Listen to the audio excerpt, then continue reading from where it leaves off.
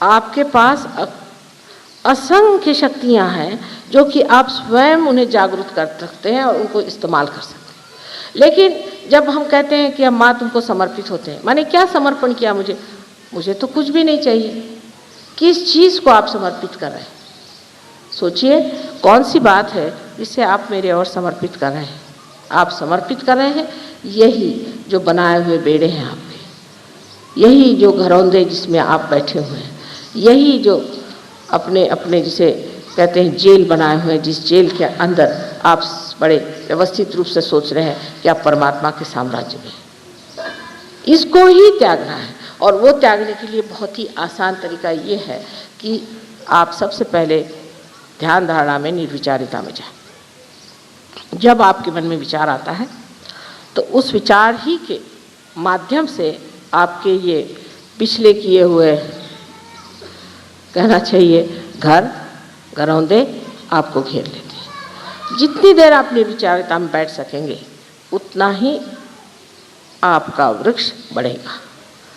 निर्विचारिता में ही आत्मिक पृष्ठ बढ़ता है और कोई ऐसा वातावरण नहीं जिसमें ये इसकी वृद्धि हो सकती। कोई कहेगा कि हमने खूब बैठ के माँ के भजन गाए, उससे नहीं। कोई कितना भी भजन गाए, कोई कितने भी मंत्र कहे, चाहे कुछ कह ले, उस मंत्रों से या उस भजन से अगर आपके अंदर निर्विचारिता स्थापित नहीं होती तो आप चूक गए उस बात को। बहुत से लोग हैं, हमने देखा, अभी एक देखा हमने, हरे रामा होरे रामा होरे रामा, पागल के जैसे सारी दुनिया दौड़ रही। अभी कहाँ जा रहे? एक मनोरंजन करते हुए सारे दौड़े जा रहे हैं, हरे रामा। उससे क्या मिलेगा? उससे किसी को कुछ मिला? किसी में कोई परिवर्तन आया? कोई उनमें अच्छाई आई?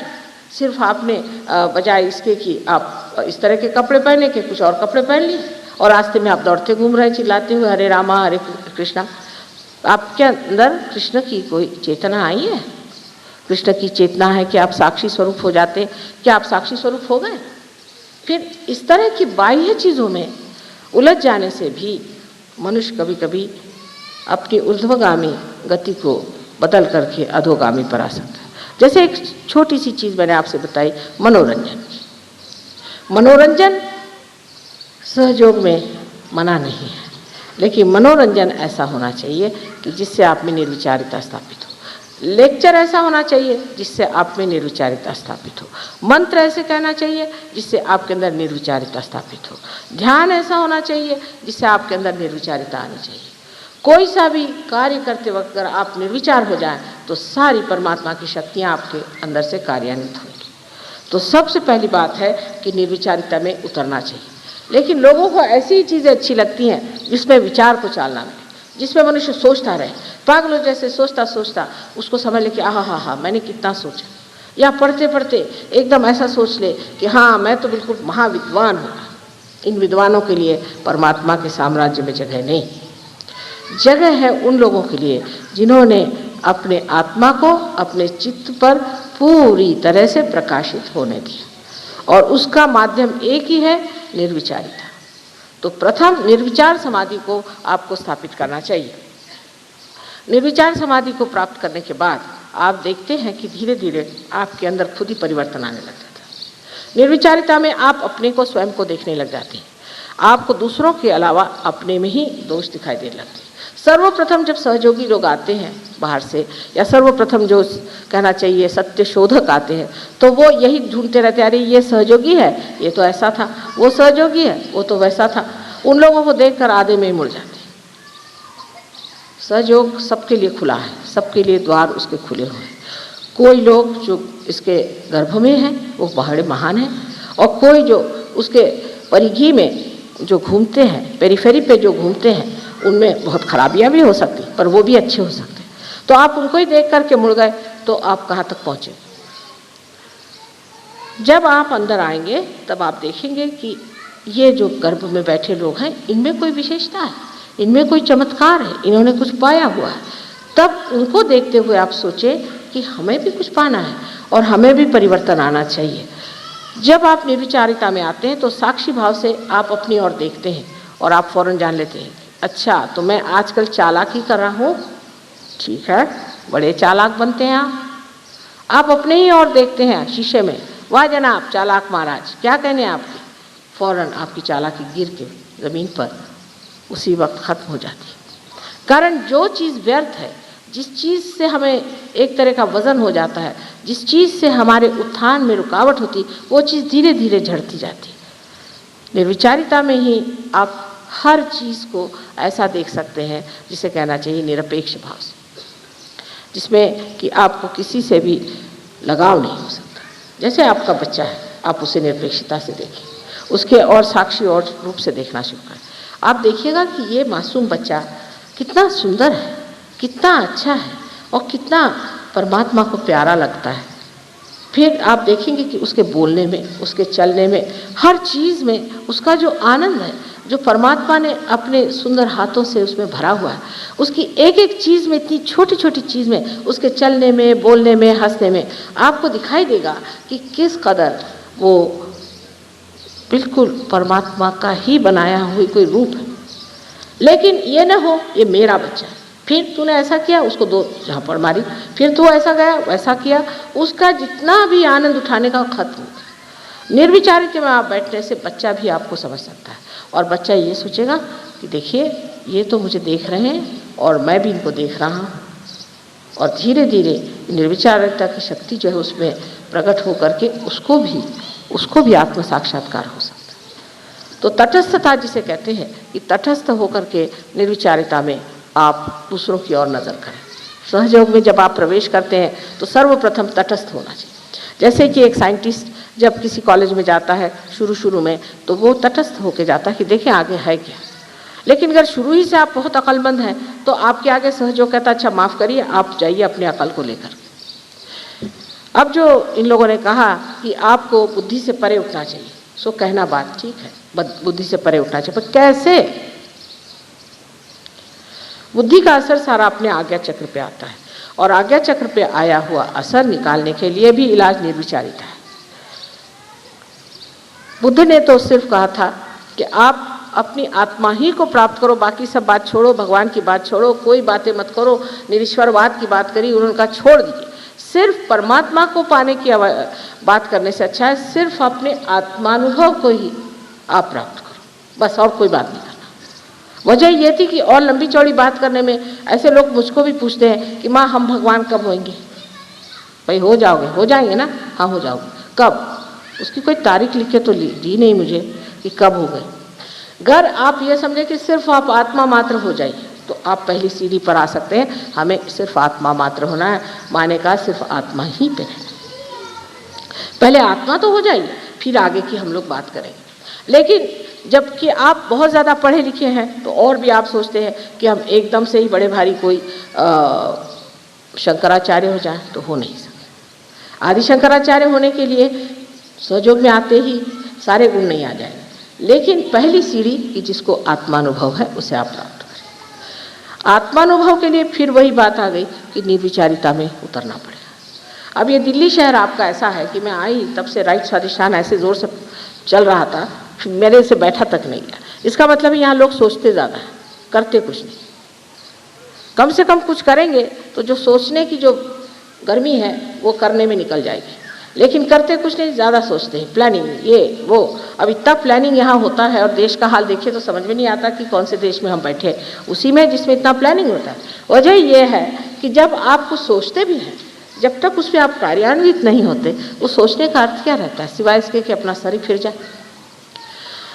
और ये राइट स्वाधिष्ठान की पकड़ इतनी ज़्यादा यहाँ है कि शुरू से मैं जब से दिल्ली आ रही हूँ देखती हूँ कि राइट स्वाधिष्ठान यहाँ बहुत ज़्यादा पकड़ता है। इसका कारण यहाँ अखबार है, यहाँ पर लोग हमेशा पॉलिटिक्स की बातें करते रहते हैं। यहाँ अभी कोई पॉलिटिक्स पद पे थे, कुछ उतर गए तो वो और ज़्यादा बोलते हैं, उनको कुछ और मिल गए, फिर इधर से वो हो गए, कुछ होते ही रहता है यहाँ पे। ऐसे ही कोई लोग सिंहासन पे बैठे हैं, कोई सिंहासन से नीचे बैठे हैं, कोई सिंहासन पे चढ़ रहे हैं, कोई सिंहासन से उतरे हुए आपस में इधर उधर दोस्ती कर रहे हैं। एक का दूसरे से झगड़ा होगा तो वो तीसरे से जाके मेल मुलाकात करें। ये सब बेवकूफ़ी का काम वो लोग कर रहे हैं, बिल्कुल महाबेवकूफ़ी, समय बर्बाद कर रहे हैं। कोई किसी को याद नहीं करने वाला, इससे कोई आनंद की चीज़ तो पाई नहीं, कोई विशेष चीज़ तो पाई नहीं। लेकिन वो घोड़े दौड़ाने की आदत जिसको हो जाती है वो छूटती नहीं, फिर वो एक तरह का घरौंदा होगा। उसके लिए भी यही सोचना चाहिए कि जब ये सब व्यर्थ चीज़ है, सब इसमें कोई समय बर्बाद करना है, तो एक कोने पे खड़े होकर देखें कि पागलों जैसे ये क्या अपने समय को बर्बाद कर रहे हैं। अगर आपने ये समझ लिया तो सोच लीजिए कि आप में अब धीरे धीरे साक्षी भाव शुरू हो रहा है। साक्षी भाव में मनुष्य किसी भी उलझनों में फंसता नहीं। कोई भी उलझन आती है उसकी और देखता मात्र है। शुरू में ज़रूर लगता है कि मैं वहीं खड़ा हूँ। जैसे आज मैं डॉक्टर साहब को समझा रही थी कि अगर आप किसी भीड़ से गुजर करके किसी पहाड़ी पर पहुँच जाए और उस पहाड़ी पर से आप भीड़ की ओर देखें तो कहीं अगर ज़ोर से ब्रेक लगा कुछ लगा तो आपको लगता है कि आप ही वहाँ, तो आप जरा दचक जाए। लेकिन जब आप जान जाएंगे अरे मैं तो पहाड़ी पे बैठा हूँ, मुझे तो देखना मात्र है, तब आप नहीं दचके। यह स्थिति आने के लिए इसे ही निर्विकल्प स्थिति कहते हैं। इस स्थिति में मनुष्य जो है वो कुछ भी देखता है, जानता है, तो भी वो विक्षुब्ध नहीं होता, शांत देखते रहता है। अब लोग कहेंगे ऐसी शांति में क्या अर्थ है? अगर ऐसे आदमी शांत हो जाए तो फिर लड़ाई कोई न करे, कुछ न कहे तो विरोध कैसा? ऐसे मनुष्य की शांति परमाणु के आपके बम से भी बढ़ के तेजस्वी होती है और बड़ी कार्य करती है। इसके कार्य की आपको महिमा मैं क्या बताऊं कि एक ऐसा शांत पुरुष किसी भी ऐसे स्थान में चला जाए जहाँ गड़बड़ी हो रही, एकदम से वहाँ बदल आ जाएगा।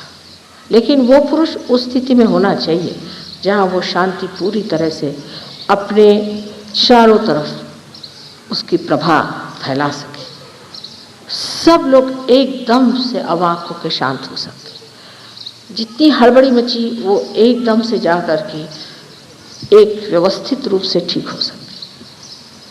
जैसे कि कोई जादू की कोई उसने विशेष कोई किमया कर दी है या जादू की कोई छड़ी उसने घुमा दी है कि सब एकदम शांत हो गए। इस शक्ति को प्राप्त करना उन लोगों के लिए है जो कि सहयोगी है। आज हम देखते हैं हर जगह शांति के फाउंडेशन बन रहे हैं, शांति का ये है, शांति का वो है। इससे शांति कैसे हो सकती है? शांति तो हमारे अंदर चीज़ है। अब मनुष्य जो खुद कहेगा मैंने तो शांति पा ली, पर दूसरा कैसे शांति पाएगा?